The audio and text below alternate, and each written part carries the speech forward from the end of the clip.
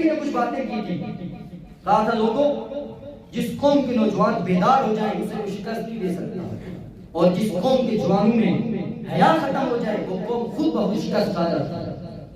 اور اسی ایوبی نے ایک موقع پر کہا تھا جہاں حکمران اپنی جان کی حفاظت کو ترجیح دینے لگ جائیں وہاں پر ملک اور قوم کی حفاظت کوئی نہیں کر سکتا ہے. اور آج کل اپنی حالت دیکھ رہے ہیں, اور آج دفاع کا بہترین طریقہ ہم کیا ہیں؟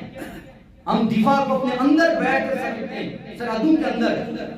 ایوبی نے کہا تھا دفاع کا بہترین طریقہ یہ ہے کہ دشمن تمہیں مارنے کے لیے تلوار جب نیام سے نکال رہا اس وقت اس کی گردن اڑا دو. اور ایک موقع پر ایوبی نے کہا تھا کہ مجھے یہ نہیں پتا کہ اسلام تلوار سے پیدا یا اخلاق سے پیدا ہے, لیکن میں یہ بات ضرور جانتا ہوں اسلام ہمیں اس بات کی ضرور تعلیم دیتا ہے کہ جب تم جنگ میں ہو تو لڑو, جب تم ویسے رہو تو ہمیں قرآن کہتا ہے